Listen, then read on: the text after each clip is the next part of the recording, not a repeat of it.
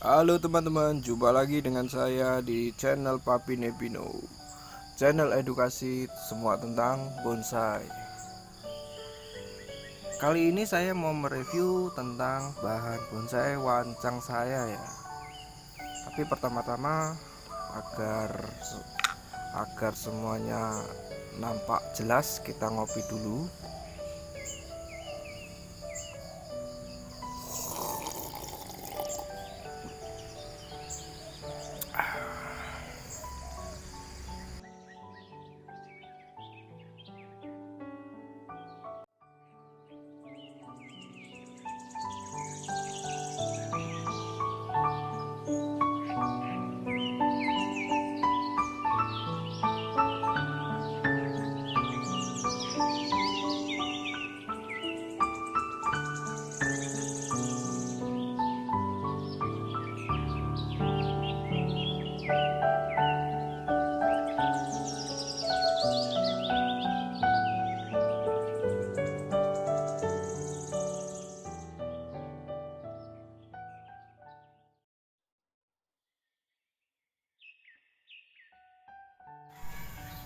Ya, kopi saya sudah habis ya. Jadi saya mau melanjutkan mereview bahan ini ya. Dan saya sarankan teman-teman yang mau melanjutkan menontonnya ngopi dulu ya, biar gampang terserap nanti ilmunya. Iya. Jadi saya mau mereview dahulu bahan ini. Bahan ini adalah bahan wahong dengan ukuran XL ya. Jadi tinggi dari bibir pot, dari pot sampai nanti ke final top mahkota itu sekitar 80 cm. Jadi udah masuk kategori large ya. Untuk kategori large, bahan ini saya beli dengan harga yang sangat murah ya teman-teman. Karena bahan ini saya dapat dari seorang pendangkel. Nah, ceritanya kemarin dia punya beberapa koleksi bahan dangkelan serut. Cuman saya tidak tertarik. Justru saya tertarik pada bahan dangkelan ini ya, bahan dangkelan wahong ini. Ironisnya dulu dia cuma diletakkan di bawah pohon pisang ya. Jadi seperti nggak terurus kayak gitu. Kemudian saya tawar, alhamdulillah dengan harga yang cukup murah ya, sangat murah kalau menurut saya. Kemudian saya akan melanjutkan untuk ciri-ciri wahong itu seperti ini ya daunnya. Daunnya itu satu ruas itu ada 3. Saya tidak paham ini jenis wahong apa, karena banyak yang bilang wahong itu banyak jenisnya ya. Yang saya tahu itu wahong kayak gini sama wahong singkil ya. Kalau wahong singkil itu biasanya batang ini warnanya hitam, cuma masih satu keluarga yaitu Premna ya. Karena itu bisa disambung dengan bahan sancang yang masih satu keluarga yaitu Premna. Kemudian untuk ciri-ciri khususnya adalah daunnya ini sangat bau ya teman-teman. Jadi untuk menandainya kita perlu meremas-remas seperti ini, kemudian kita cium. Baunya itu sangat menyengat kayak gitu teman-teman. Kemudian untuk tahapan bahan ini mau saya grounding lagi, karena ini sudah saya konsep di atas batu ya. Karena kemarin itu sama pendangkelnya ditanam begitu saja, jadi ada banyak akar-akar yang mati ya di sini. Busuk akar, ini juga busuk akar. Jadi ada kekosongan di sini. Karena itu saya kasih batu di dalamnya agar mengisi kekosongan itu. Makanya ini masih saya ground agar saya tutup sama talang air ya kemarin, agar akar-akar ini bisa menyatu dengan batu, seolah-olah mengikat batu ya. Kayak gitu teman-teman. Adapun juga untuk kelebihan dan kekurangan bahan wahong ya. Yang pertama itu bahan wahong ini kan termasuk dalam keluarga Premna. jadi bisa disambung dengan bahan sancang. Kita tahu kalau sancang ini adalah bahan bonsai yang bagus ya, karena karakter daunnya ini bisa benar-benar mengecil, hampir bisa lah sampai seukuran kuku seperti ini, kecil-kecil seperti ini bisa teman-teman, bahkan seukuran beras pun masih bisa ya, dan dia bisa benar-benar rapat. Kemudian untuk kelebihan keduanya itu karakter pohonnya bagus teman-teman. Jadi karakter pohonnya di alam itu biasanya kalau pohon wahong itu banyak keringan ya, seperti ini juga banyak keringan, dan di sini karakternya juga memberikan kesan tua ya, sekalipun tidak ada keringan. Wahong itu karakter kulitnya bersisik ya teman-teman.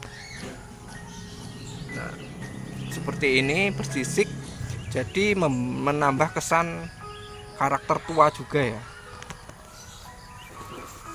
Dan ini sudah saya sambung ini sekitar kurang lebih 7-8 bulanan ya. Nah, yang ketiga adalah kelebihan yang ketiga, mudah hidup. Karena itu bahan ini termasuk bahan primadona ya bagi pemula, karena bahannya sangat mudah hidup. Dari mulai bahan dongkelan seperti ini, stek batang sampai akar tuh bisa kita tanam ya, bahkan bisa kita bolak-balik seperti halnya dalam penanaman serut, kayak serut terbalik itu teman-teman, itu bisa juga. Jadi untuk penanaman sangat mudah untuk bahan bonsai wahong ini.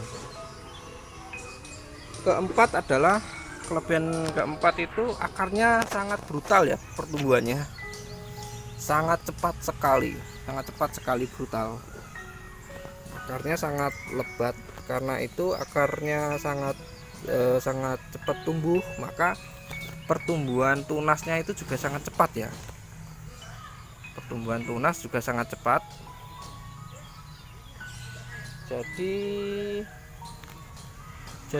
ada kelebihan lain, yaitu karena ini disambung dengan sancang, jadi kita itu bisa menentukan pertumbuhan cabang dimanapun kita mau ya teman-teman.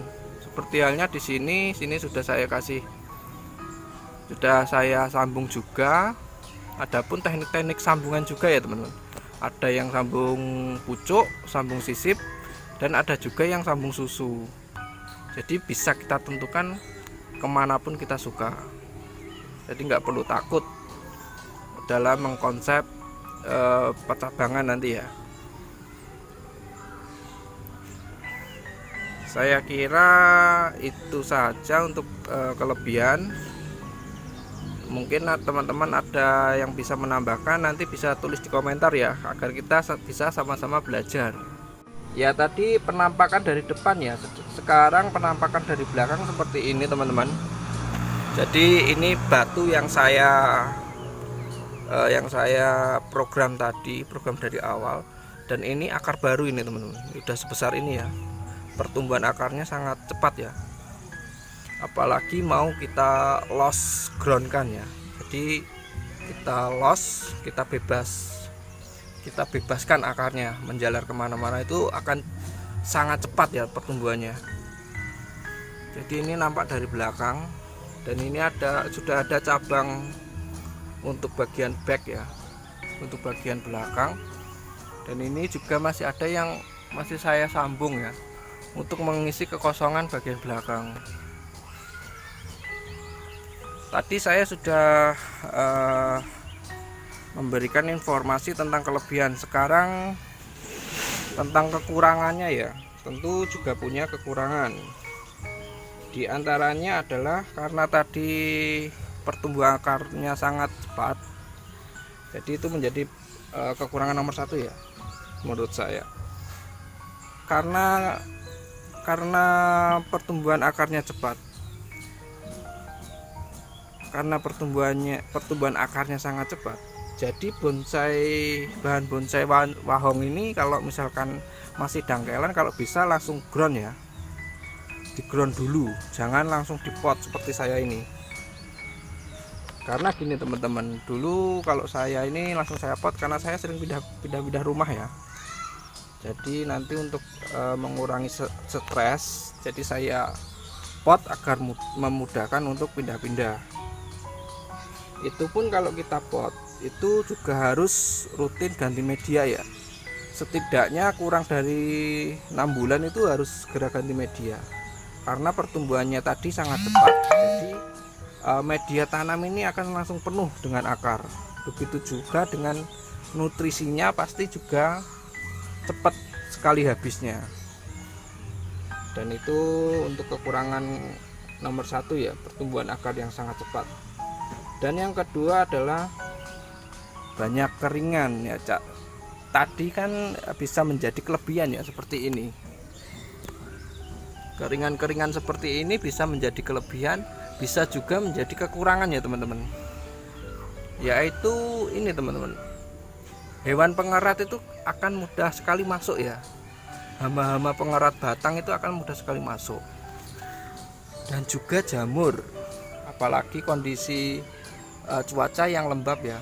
Jadi jamur itu akan mudah sekali tumbuh di batang-batang mati seperti ini, batang-batang keringan seperti ini.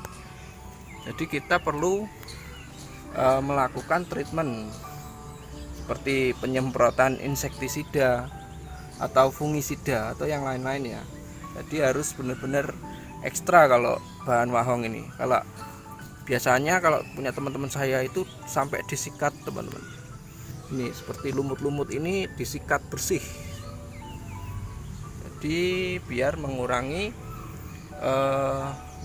penyakit ya, penyakit pada batang.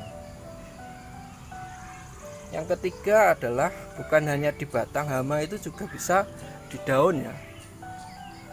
Di daun ini seperti halnya dengan bahan bonsai yang lainnya, tapi kalau untuk karena ini nanti kita sambung sama sancang, jadi hamanya itu di daun sancang ini biasanya seperti ulat ya, ulat pemakan daun.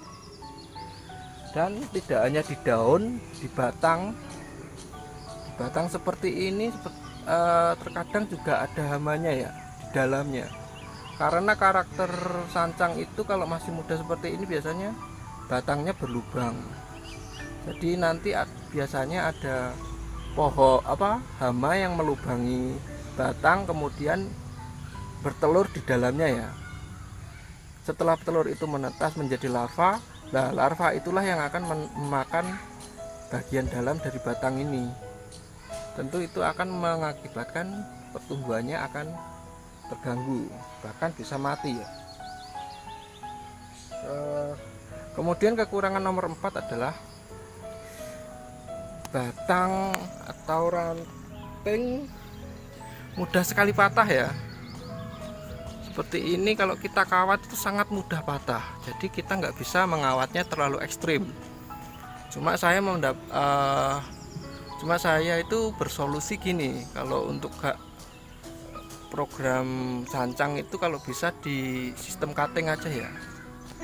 Jadi kita loskan dulu, ketika pembesarannya sudah proporsional, ukurannya sudah proporsional, kita cutting aja, kita potong pendek, kemudian kita berharap sama tunas baru ya. Jadi itu solusinya untuk karena susah dikawat ya. Kemudian juga rawan mati ranting ya biasanya. Nah biasanya kalau mati ranting itu pertama mungkin ada seperti hama di dalamnya, yang kedua itu bisa terlalu lembab ya, jadi dia mati ranting dan nggak dapat sinar matahari ya biasanya, mengakibatkan dia mati ranting.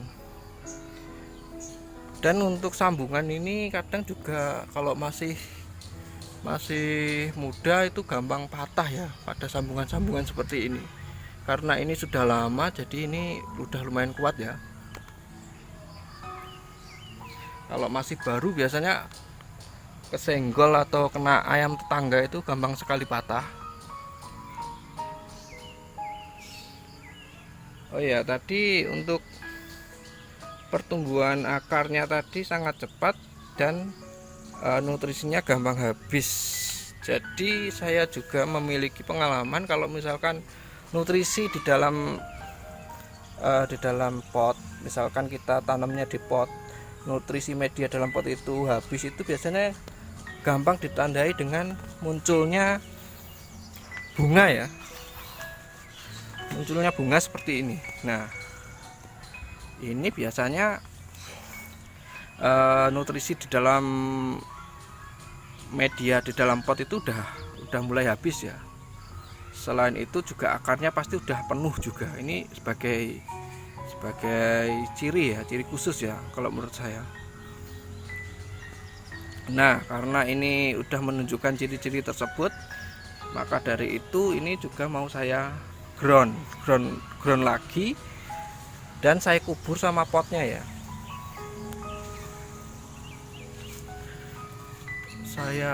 Saya tanam sama potnya. Jadi saya itu terbiasa begini teman-teman. Kalau nanam itu di dalam pot, nanti kalau akarnya sudah lebat seperti ini, saya ground sama potnya. Jadi untuk program akar sekaligus untuk penyuburan. Nah, ini tahapan selanjutnya adalah talang air yang bawah ini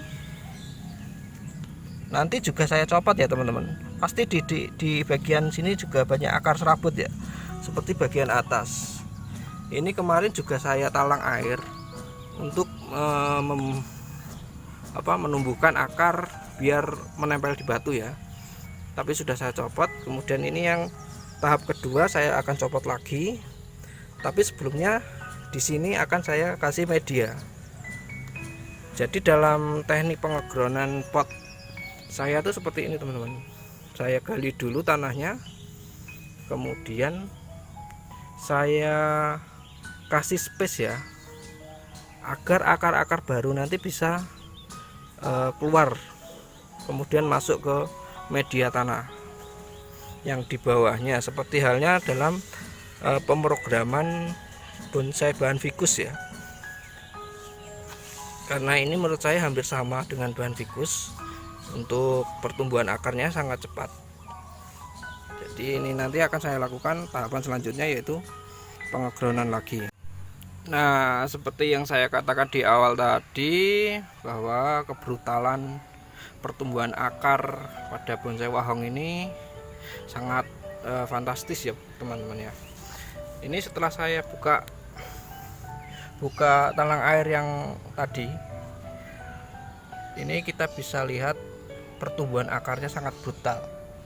Dan ini hanya 3 bulan setelah saya melakukan pergantian media ya teman-teman, akarnya sudah brutal seperti ini. Jadi ini juga waktunya yang tepat ya saya grounding. Jadi sistem groundingnya kayak gini teman-teman. Ini sudah saya kasih space ya, agar akarnya nanti bisa berjalan ke bawah. Jadi saya pakai talang air yang di atas ini tadi, saya taruh bawah, saya pindah ke bawah. Kemudian setelah ini lanjut ke komposisi media.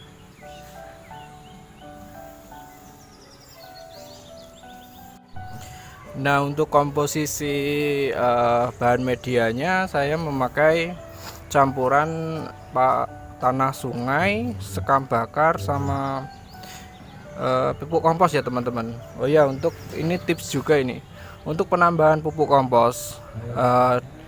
Kalau bahan bonsai teman-teman itu udah hidup ya, udah akarnya udah kuat, baru kita tambahkan pupuk kompos.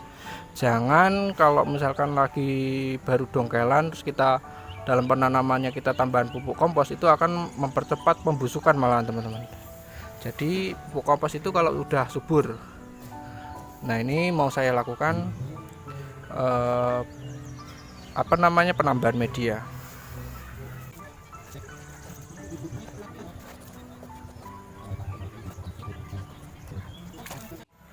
Sudah selesai nih ya teman-teman, untuk groundingnya saya rasa sudah selesai.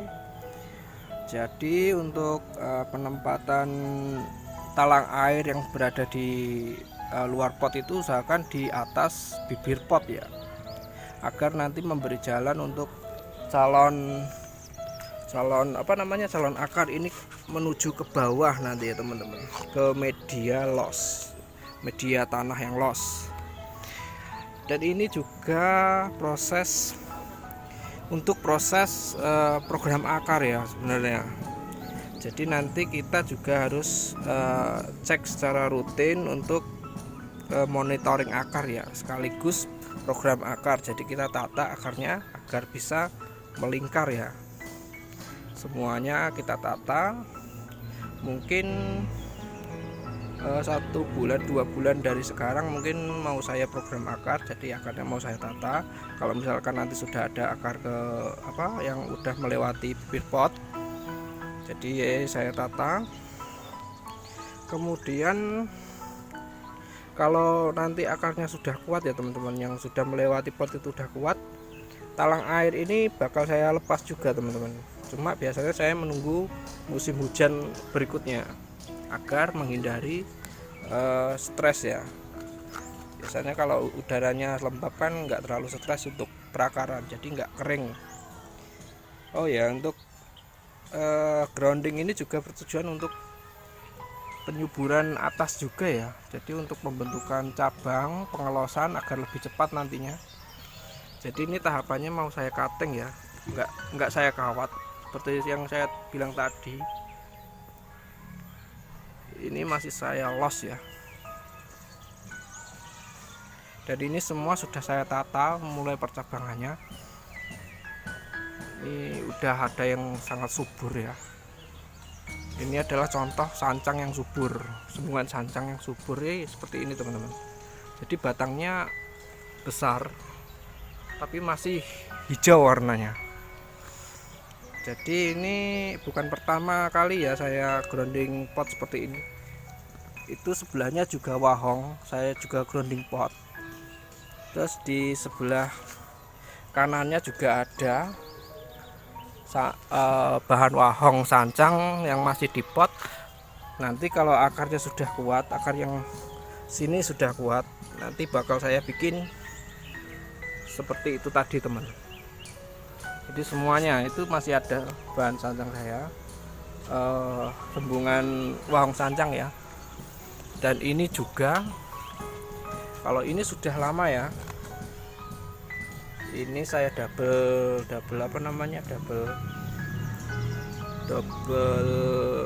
talang air karena itu program di atas batu juga.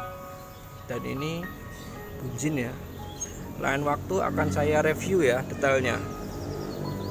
Begitu dulu teman-teman, nanti untuk tahapan selanjutnya insya Allah akan saya upload lagi.